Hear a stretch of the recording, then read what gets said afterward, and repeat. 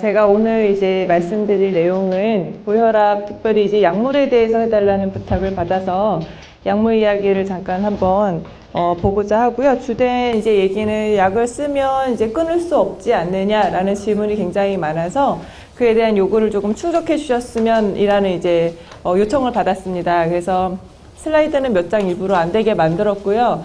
질문 있으시면은 이제 보고 나서 질문 같이 받도록 할게요. 그래서 고혈압, 약을 한번 시작하면 끊을 수 없느냐, 이제 약물 이야기 잠깐 보기 전에 고혈압이 뭔지를 기본적으로 알아야지, 그리고 왜 생기는지를 알아야지 치료적인 거에 대한 내용을 얘기를 할 수가 있기 때문에 잠깐 훑어보겠습니다. 그래서 고혈압이란 정의상으로는 물론 정의가 굉장히 여러 개의 정의 기준들이 있고 상황에 따라서 다 다른데 일단 이제 가장 심플한, 가장 간단한, 그리고 기억하기 좋은 정의는 수축기 혈압. 우리가 혈압을 재면 큰 숫자가 하나가 나오고 작은 숫자가 하나 나오거든요. 보통 큰 숫자는 기억을 잘 하세요. 뭐 150, 160, 뭐 내가 혈압이 170까지 올라서 이렇게 뭐 얘기를 많이 하시는데 그게 이제 수축기, 한번 쫙 짜줄 때의 혈압입니다. 심장이 막 왈칵할 때. 그게 수축기 혈압이 140 이상, 140을 포함해서 140 또는 그 이상이 되거나 확장기라고 해서 확 짜고 나서 이제 딱 풀어질 때 어느 정도 압력이 유지가 되거든요. 그걸 이제 확장기 혈압이라 그러는데 그게 90 이상이 될 때가 고혈압이라고 우리가 정의를 합니다. 이 고혈압은 제일 중요한 이유가 유병률이 상당히 높고 30대 이상 성인에서 이게 거의 한 30% 정도의 유병률. 그러니까 10명 중에 3명은 혈압이 있는 거거든요. 그래서 우리가 정상 성인을 이렇게 놓고 봤을 때 대부분이 혈압이 뭐 한 가지 있어서 약을 먹거나 아니면 혈압을 조절하고 있거나 내지는 주의를 하라고 들었거나 언젠가 한 번은 들어봤을 법한 그런 질환이 되겠습니다. 그리고 이게 중요한 게 이제 인지율, 치료율, 유병률 이게 다 다른데 고혈압인지 들어봤느냐, 고혈압에 대해서 치료를 하고 있느냐, 그리고 고혈압이 제대로 관리가 되고 있느냐를 이제 다 따지는 거고요. 30% 정도 유병률에 비해서 환자가 인지하고 있는 인지율이라든지 실제로 치료해서 관리하고 있는 그 퍼센트가 상당히 낮습니다. 그래서 고혈압학회에서 한동안 이제 사업을 그것 때문에 할 정도로 혈압은 굉장히 흔하고 그런데 잘 관리가 안 되고 있는 대표적인 질환 중에 하나입니다. 그래서 고혈압이 왜 중요할까? 고혈압을 그렇게 관리를 해야 되는 이유가 뭘까? 라는 이제 이유는 합병증이 사실은 제일 문제가 됩니다. 우리 이제 뭐 심근경색, 뭐 협심증, 아니면 뇌경색, 뭐 뇌출혈, 아니면 뭐 콩팥, 만성신장병 이런 각각의 여러 가지 이제 병들이 있는데 그 모든 병들이 대개는 동맥경화와 연관이 있는데 그 동맥경화와 관련된 여러 질환들의 대표적인 제 첫 번째 1번이 되는 위험인자가 고혈압이 되겠습니다. 상식적으로 생각했을 때 압력이 높게 유지가 되면 혈관은 그 압력을 계속 버텨야 되고 그럼 그 혈관 안쪽으로 계속해서 이제 압력이 세게 지나가면 뭔가 계속 상처를 입겠죠. 그래서 그런 것들이 동맥경화가 거기가 잘 생길 수 있는 장소가 되고 그런 부분들에서 자꾸 뭔가 가서 붓고 지저분하게 뭐가 끼기 시작하면 그게 이제 혈관병으로 진행하는 거고요. 콩팥도 마찬가지. 콩팥 같은 경우도 콩팥은 혈관 덩어리이기 때문에 압력이 높은 상태로 계속 유지를 하게 되면 이 걸러주는 기능이 점차 떨어지게 됩니다. 그래서 혈압이 높은 사람이 나중에 뭐 심장병이 생긴다더라. 그건 약을 써서 심장병이 생기는 게 아니라 혈압이 조절이 잘 되었느냐, 이 사람이 얼마나 이걸 관리를 잘 했느냐, 그 다음에 이제 병이 얼마나 오래됐느냐, 기타 이제 동반된 다른 질환이 몇 가지가 있느냐에 따라서 굉장히 연관이 많은 질환이기 때문에 발생하는 병들입니다. 그래서 저는 이제 심장을 보기 때문에 대표적인 위험인자 중에 우리가 허혈성 심장질환, 소위 얘기하는 협심증, 심근경색 이런 것들이 피가 부족하기 때문에 상대적으로 피가 부족하기 때문에 생기는 질환들이고 그거를 우리가 허혈성 심장질환이라고 이야기를 합니다. 그래서 이런 거가 되겠고 또 이제 뇌혈관, 머리 쪽으로 또 특히 이 뇌혈관 쪽은 여러 가지 위험인자가 있지만 혈압이 굉장히 중요한 영향을 주거든요. 그래서 다른 뭐 콜레스테롤이 조절이 안 돼도 뭐 문제가 있겠지만 특히 혈압이 굉장히 중요한 걸로 되어 있고 경동맥이라든지 이제 이 목에서 이렇게 올라가는 혈관이라든지 이 머리 안쪽의 혈관들은 굉장히 압력에 예민한 것으로 되어 있습니다. 그래서 이런 질환들의 주요한 위험인자가 되기 때문에 고혈압이 중요하고 이런 합병증을 막기 위한 게 고혈압의 기본적인 치료의 바탕이라고 생각하시면 됩니다. 그럼 고혈압의 치료는 약분이 없느냐, 다들 이제 약만 생각을 할 수 있겠죠, 처음에는. 근데 그렇지 않고 제일 중요한 게 첫 번째입니다. 그 가장 어렵고 가장 잘 안 되는 게 생활습관 개선이에요. 저희가 약을 줘보면 약은 잘 드시고 오는데 나머지 생활습관을 물어보면은 별로 조절을 잘 안 하세요. 그러나 모든 치료의 기본은 생활습관을 개선하는 게 첫 번째고, 그 생활 습관에는 사실은 운동이 들어가 있는 거죠. 그래서 운동을 꾸준히 하고 이런 부분들이 있고요. 그 다음에 플러스로 저희가 약간 도움을 얻는 게 약의 도움을 조금 얻습니다. 그래서 식생활이나 운동을 통해서 내지는 체중을 감량하고 짜게 먹지 않고 건강한 생활들을 유지하면서 혈압이 이제 물론 떨어질 수가 있지만 그게 우리가 목표로 하는 수치만큼 내려오지 않을 수도 있거든요. 그거는 혈압이 발생하는 이유가 어떤 한 가지 단일 원인이 아니라 굉장히 복합적이기 때문에 그렇고, 그 뒤에 제가 QA를 잠깐 이제 뭐 이렇게 적어오기는 했지만, 그런 복합적인 이유가 있기 때문에 단지 나의 노력을 통해서 목표치까지 다 들어올 수 있는 것은 아니거든요. 그래서 이를 통해서 얻어낼 수 없는 부분, 부족한 부분에 대해서는 우리가 약물이라는 여러 가지 약물 치료를 통해서 조금 더 낮춰주는 이런 효과를 기대해 볼 수가 있겠고, 굉장히 드물지만 상대적으로 수술적인 치료를 하는 경우들이 있습니다. 그런데 수술적인 치료는 사실 너무 드물어요. 2차성 고혈압이라든지 대표적으로 이제 몸 안에 어떤 종양이 있어서 이 종양이 내는 호르몬이라든지 아니면 콩팥 혈관에 어디가 협착이라 그래서 좁아진 데가 있어서 호르몬 분비에 불균형이 생기고 그런 것 때문에 2차적으로 뭐 올라간다든지 이런 경우들은 그 원인만 제거해주면 혈압이 완치가 될 수 있는 고혈압들인 거죠. 근데 상대적으로 굉장히 빈도가 드물기 때문에 수술적인 치료는 오늘은 일단 잠깐 빼고요. 나머지 세 개에 대해서 잠깐 얘기를 하자면, 생활 습관에서 가장 중요한 건 모두가 잘 아시듯이 저염식입니다. 예, 그리고 뭐 대시 다이어트니 무슨 다이어트니 해서 굉장히 언론에서 많이 얘기를 하기 때문에 언젠가 한 번은 다 뭔가 들어본 적이 있으실 거예요. 근데 제가 말씀드리고 싶은 거는 외래에서도 그렇지만 전체적으로 그냥 덜 드시라고 얘기를 하고 싶어요. 뭘 자꾸 뭐가 좋습니까를 굉장히 많이 물어보시거든요. 뭘 먹으면 좋다던데 뭘 먹으면 좋은가요? 뭘 먹으면 좀 좋아질 수 있나요? 이런 걸 많이 물어보시는데 그냥 다 덜 드시면 좋은 것 같아요. 전체적으로 너무 많이 먹는 게 문제가 되거든요. 그래서 전체적인 칼로리를 조금 줄이고, 그리고 소금기를 좀 줄이고, 소금기는 당연히 뭐 이제는 많이들 들어보셨겠지만 우리나라 그런 평균적인 염분 섭취량이 굉장히 높은 편이거든요. 그래서 이 염분이라는 거는 우리가 생각하지 못했던 곳에 곳곳에 이제 막 숨어 있어요.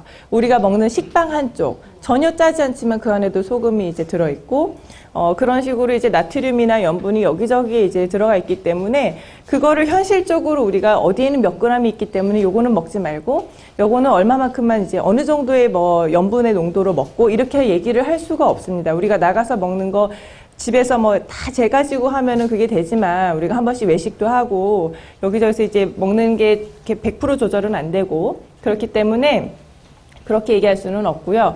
가급적이면은 우리가 제일 눈에 이제 확 들어오는 거는 국이나 찌개 같은 국물 음식들 피하시라는 거라든지 염장식품들 그런 거 조금 제한을 하시도록 하고, 내가 추가적으로 이렇게 뭔가 소금을 얹어서 먹는 이런 음식들은 조금 제한을 하시면 좋아요.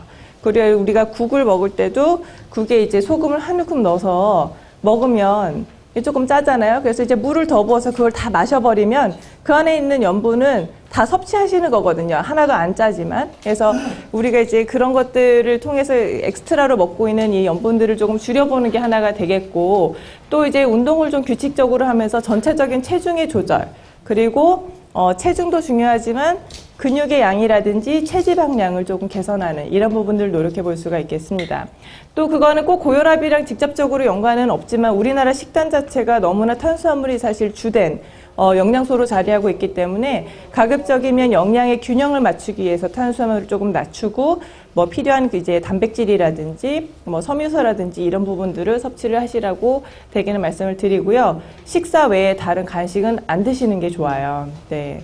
과일도 다 과당이 조금씩 들어있는 거기 때문에 저는 가급적 식사 3번은 대신에 그냥 너무 배고프지 않을 정도로 충분히 드시고 나머지 중간에 먹는 각종 뭐 간식들 및 기타 섭취들을 안 하시는 걸로 하고, 남자분들은 특히 술이 큰 문제가 되기 때문에 절주하시면 좋습니다. 그래서 약물 치료는 누구한테 하느냐?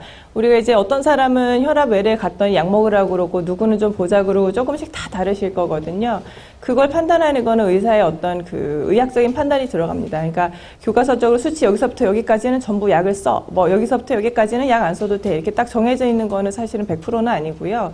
우리가 각 환자가 가지고 있는 위험인자, 나이, 그리고 이 사람의 가족력, 여러 가지 결과들을 검토했을 때 어떻게 합시다라고 이제 결론을 내드리는 거거든요. 그래서 기본적으로 생활습관 개선이라든지 운동에 대한 이 기본적인 건 아까도 말씀드렸지만 모든 환자를 대상으로 치료를 적용을 하게 되는 거고요. 약물요법은 일부 환자를 대상으로 합니다. 예, 그래서 다 약을 쓰는 거는 아니고 다 약을 끊을 수 없는 것도 아니고 다 약을 끊을 수 있는 것도 아니에요. 그래서 일부 환자에서는 약을 쓰고 모든 환자는 기본적으로는 혈압 조절을 위해서 생활습관을 개선하고 운동을 해야 된다라고 아시고 계시면 되고요. 비약물 치료라는 건 이런 생활습관, 식사생활, 운동 이런 이제 생활습관 개선을 통해서 얻을 수 있는 이제 그런 것들을 다 비약물적인 약을 쓰지 않는 치료 방법이라고 하는데 효과는 대개는 그런 노력들을 굉장히 열심히 하시게 될 경우에 약을 하나 덜 먹는 효과를 얻을 수가 있어요. 약 4개 먹을 거 3개 먹을 수 있는 거죠. 그래서 실제로 저희 이제 외래 다니시던 분들 중에서 매일 뉴스 보면서 1시간씩 러닝머신을 집에서 하던 분이 약을 4개 중에 3개를 끊었던 케이스도 있었어요. 물론 그분은 굉장히 많은 노력을 들이셨죠. 체중도 많이 빼고, 뭐 이제 식사도 굉장히 타이트하게 조절하고, 뭐 많은 노력을 했지만, 어쨌든 그런 식으로 약을 개수를 줄일 수 있고, 또 한 번 먹는 약의 용량을 줄일 수가 있습니다. 어떤 분은 뭐 160짜리 먹다가 80으로 줄여보니까 조절이 잘 되는 채로 이제 관리가 된다든지 이런 약의 용량이라든지 개수를 줄일 수 있는 효과가 있고요. 약의 개수와 용량을 줄이는 거에 가장 큰 좋은 점은, 장점은 약의 효과를 아주 최대화도 할 수 있고 반면에 적은 약을 쓰기 때문에 부작용을 줄일 수가 있어요. 약을 여러 개를 쓰다 보면 반드시 부작용이 조금 생길 수가 있거든요. 거의 이제 생길 경우가 많아서 그런 부작용을 좀 줄일 수가 있고 그에 대한 위험도를 더 낮출 수가 있는 거죠. 그리고 조절이 잘 되고 그런 건강한 생활 습관을 통해서 혈압의 조절뿐만 아니라 대개는 혈당이라든지 콜레스테롤에 대한 관리도 굉장히 잘 되기 때문에 동반된 기타 심장 질환의 여러 가지 위험 인자가 동시에 이제 다 좋아지면서 관리가 되면서 위험도가 감소하게 됩니다. 그래서 비약물적인 그 치료 방법이 굉장히 중요하다라는 거를 꼭 기억을 하셔야 되고요.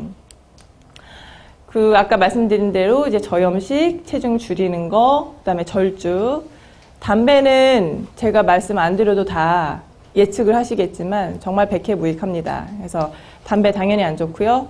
운동하시는 거 이런 5가지 이제 크게 우리가 비약물적인 치료로 분류를 하게 됩니다. 그래서 반드시 염분 줄이고 전체적인 체중, 복부둘레, 내장 비만 이런 거 이제 줄여야 되고요. 술 줄이시고 담배는 끊고 운동을 좀 하면서 보게 될 경우에 우리가 얻을 수 있는 효과예요. 그래서 권고사항은 개선 방법, 체중 감량, 체중을 줄여라. 권고사항은 체질량 지수라고 기준이 되어 있는 건 이제 수치화해서 좀 보기 편하게 해놓은 거고요. 이상적인 체중을 유지하면 효과는 10kg를 줄이면 수축 혈압이 뭐 적게는 5, 많게는 20, 평균적으로 한 10 정도 떨어진다고 생각하시면 됩니다. 그리고 건강한 식사법, 뭐 대시 다이어트라고 해서 여러 가지 이제 식단법이 있는데 그런 이제 섭취를 줄이고 조절을 했을 때 약 한 10 정도 이것도 이제 혈압이 떨어진다고 되어 있고요. 운동은 유산소 운동을 최소한 30분 이상씩 매일 꾸준히 했을 때 4에서 9ml 머큐리 정도 이제 떨어진다. 그 절주 줄이는 거. 보통 적정 음주라고 하면 남자분들은 한두 잔 정도, 여자는 1잔 정도. 병 단위가 아니라 잔 단위임을 꼭 기억을 하셔야 되고요.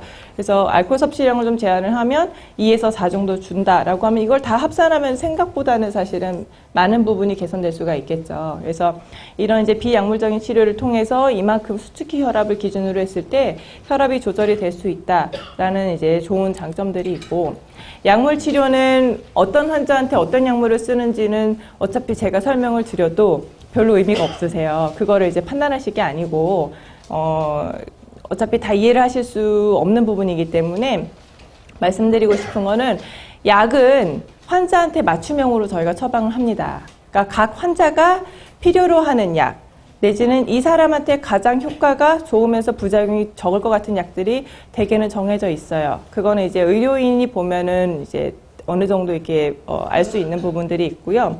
약을 처방하는 데 있어서는 제일 중요한 게 특히 이제 이 혈압이라는 게 노화와 관련된 부분이 있기 때문에 혈관이 딱딱해지면서 내지는 동맥경화가 진행하면서 생기는 병이고 나이가 들기 때문에 생기는 병이어서 대개는 그럴 경우에는 약을 먹는 게 복잡하면 안 돼요. 그래서 약은 처방을 단순화시키게 돼 있습니다.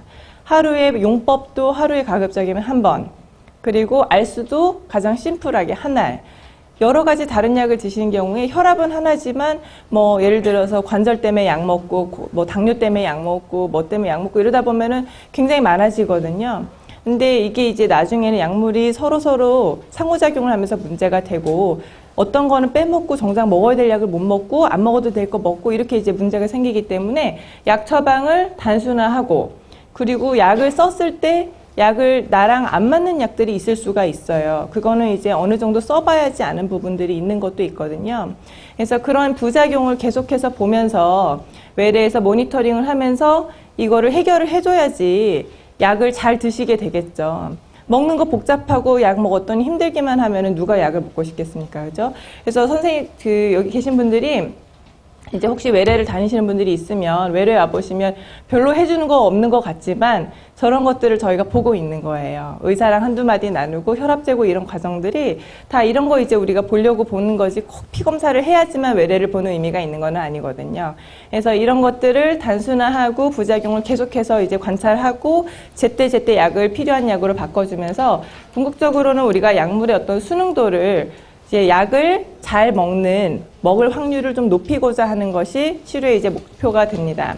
그럼 약은 굉장히 이제 여러 가지가 있어요. 혈압이 얼마냐에 따라서 뭐 위험인자의 개수에 따라서 당뇨가 있느냐 없느냐, 장기 손상이 있느냐, 콩팥이 괜찮느냐, 뭐 심장 질환이 있느냐에 따라서 다르고 또 보면 고혈압 단계가 얼마나 되느냐에 따라서 또 다릅니다. 근데 이 표를 어차피 아실 필요는 없어요. 이거는 이제 저희가 고려해서 처방을 해야 되는 부분이고 저희가 이제 이 표를 제가 보여드리는 이유는 이만큼 다 다양하게 접근을 할 수 있다라는 거고요. 그래서 다시 뒤집어 얘기하면 이 옆 사람이 받고 있는 치료 방법이 나하고 맞지 않을 수 있다는 거죠. 그래서 똑같이 혈압이 160에 90인데 누구는 약을 2개 쓰고 누구는 약을 하나 쓰고 누구는 그냥 살 빼라 그러고 이렇게 이제 얘기를 다 다르게 들을 수가 있는데 그건 기저에 가지고 있는 질환이 다르고 나이가 다르고 여러 가지 혈액 검사 지표들이 다 다르기 때문입니다. 그래서 약물 치료는 일부 환자한테서 하고 각각에 맞춰서 하는 거라고 꼭 생각을 하셔야 되고요. 고혈압 약은 여러 가지가 있어요. 굉장히 개수는 많지만 결국 이거를 비슷한 성격을 가진 것들끼리 묶어봤을 때 우리가 뭐 여기 이제 뭐 무슨 억제제, 안조텐신 차단제, 뭐 베타 차단제, 칼슘 차단제, 이뇨제 여러 가지 성분들이 있지만 요거는 이제 이 내용을 다 아실 필요는 없고요. 다만 약이 여러 가지 종류가 있고 어떤 사람한테는 조금 더 좋은 효과들이 많이 보고돼 있는 적응증이라고 적혀져 있는 것들은 굉장히 많은 규모. 우리가 그냥 단순히 1000명, 2000명 가지고 연구하는 건 아니고요. 최소한 몇만 명, 몇십만 명 단위로 10년, 20년 이상씩 봤을 때 이게 결국 환자의 사망률을 낮추고 합병증을 낮추고 이 환자가 이렇게 했더니 어떤 부분이 좋아진다라고 보고된 근거가 있어야 돼요. 의학은. 예, 근거가 있어야 되기 때문에 이제 적응증이라는 거는 당뇨 환자들이나 심장이 안 좋은 분들한테는 저런 약이 좀 더 좋더라. 내지는 반대로 이제 당뇨가 있거나 체중이 좀 많은 분들은 뭐 베타 차단제라든지 이뇨제 같은 게 조금 불리하더라. 이런 이제 연구 결과들을 토대로 하게 됩니다. 이제 그런 약을 그럼 절대 쓰면 안 되는 절대적인 금기가 있느냐? 일부 그런 경우들도 있지만 대개는 절대적 금기증보다는 가능하면 이 약이 더 좋다 뭐 이런 이제 정도의 적응증이라고 보시면 되고요. 이런 걸 고려해서 저희가 대개는 쓰게 됩니다. 그리고 제형이 뭐 예를 들어서 2개 먹을 거 하나로 드시는 분들도 있어요. 그거는 저희가 어떤 환자의 편이나 약물 수능도를 조금 올리기 위해서 조금 드시기 편하게끔 바꿔서 먹는 경우들이 있고요. 복합 제형들이 서로 궁합이 잘 맞는 약들이 대개는 이제 묶여 있는 거거든요. 그래서 그런 거를 감안해가지고 용량을 조절을 하게 되고 비슷한 계열의 다른 약들로 바꾸는 경우에도 거의 비슷한 용량으로 효과를 볼 수 있는 약들을 이제 변경을 해가면서 약을 쓰게 됩니다. 근데 아무래도 약을 쓸 때는 어떤 약이 이제 잘 맞아서 쓰다가 계열을 바꿔야 되는 경우들이 있는데 그럴 경우에는 그 혈압이 약간 조금 불안정해질 수는 있어요. 약을 변경하는 과정에서. 그런 부분들은 시간이 지나면서 조금 개선되는 부분이 있어서 저희가 대개는 약을 주거나 한두 달 정도는 모니터링을 하거든요. 그래서 혈압 변동 추이를 좀 봐서 충분히 안정화되면은 그냥 이제 변경된 약을 좀 쓰기도 하고, 그거는 외래에서 개개인마다 조금씩 다르세요. 그래서 이제 진료실에서 저희 처음 고혈압 진단받을 때 이 질문을 10명 오시면 한 8명은 하시거든요. 예, 약을 먹으면 계속 먹어야 한다는데 약을 안 먹고 혈압을 조절할 수는 없나? 약을 꼭 계속 먹어야 합니까? 라는 질문을 많이 합니다. 근데 제가 드리고 싶은 말씀은 꼭 그런 거는 아니에요. 꼭 그렇지는 않고 이제 3분의 2 정도는 약물 치료를 지속을 하게 됩니다. 3분의 2에서는 계속 하게 되고요. 그런데 3분의 2 중에서 약물 치료를 시작한 사람 중에서 3분의 2 정도는 한 보통 반년 정도 저희가 치료를 하면서 혈압이 아주 좋게 잘 유지가 되면 조금 낮춰볼 수는 있어요. 감량이라고 우리가 얘기를 하는데, 한 알 먹던 거를 반 알 먹는다든지 이렇게 조금 조절을 해볼 수가 있어요. 아니면 두 알 먹던 거를 하나를 먹는다든지. 그럴 경우에는 조금 이제 감량을 해볼 수가 있고요. 조금 드물지만 3분의 1 정도의 환자에서는 약을 중단하고 나서도 혈압이 이상적으로 잘 유지가 돼요. 그런데 이런 얘기들의 기본적으로 전제 조건이 있는데, 중요한 거는 혈압을 정상화시키기 위한 식이 조절 및 생활습관 개선이 굉장히 중요합니다.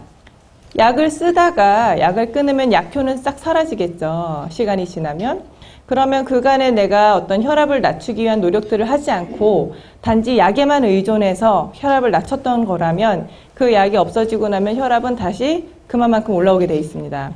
그러나 내가 굉장히 노력을 많이 해서 식사랑 운동요법이랑 이런 것들이 이제 몸에 배었고 생활 습관이 많이 개선이 된 뒤에는 이게 예전만큼까지는 안 올라오고 어느 정도 올라오다가 적정 수준, 우리가 목표로 하는 치 정도까지만 잘 유지가 되면 그렇게 유지를 하면서 조금 볼 수가 있습니다. 그래서 이제 그런 기본적인 비약물 치료들이 굉장히 중요하다라는 게 이제 다시 한번 또 얘기가 되는 거고요.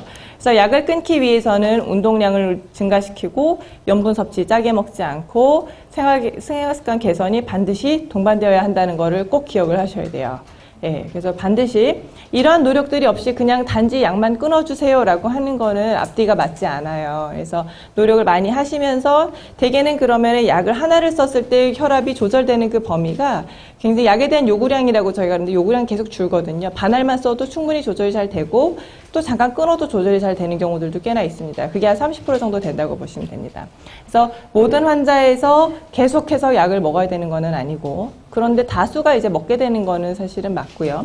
노력을 하면은 한 30% 정도에서는 약을 좀 중단해 볼 수는 있다 정도 이제 생각하시면 되고요. 또 하나는 앞에서 잠깐 복합적인 이유라고 말씀을 드렸는데, 이 얘기도 굉장히 많이 하세요. 나는 비만하지도 않고 난 뚱뚱하지도 않고 오히려 말랐고, 그리고 뭐 생활 습관도 굉장히 뭐 고기도 안 먹고 많이 먹지도 않고 소식하고 운동도 많이 하는데 왜 나는 혈압이 높은 건가에 대한 그 약간의 억울함 같은 것들을 이제 많이 호소하십니다. 근데 왜 혈압이 높은 건가요? 라고 할 때는 원인이 굉장히 복합적이기 때문에 그렇습니다. 우리가 모든 병이 그렇지만 혈압도 가지고 태어나는 게 있고요. 우리가 유전적인 소인이라고 얘기하는 가지고 태어나는 어떤 유전적인 부분이 있고, 생활 습관을 통해서 얻어지는 내가 노력할 수 있는 여지가 있는 부분이 또 하나가 있어서 두 가지가 복합적으로 작용을 하면서 혈압이 이제 생기는 거거든요. 상승하게 되는 건데, 우리가 관리를 할 수 없는 거는 가지고 태어난 소인은 어떻게 할 수가 없어요. 그죠? 그리고 나이가 드는 거는 어떻게 막을 수가 없는 거죠. 그래서 노화라든지 유전적인 소인에 대해서는 우리가 조절이 불가한 위험인자라고 얘기를 합니다.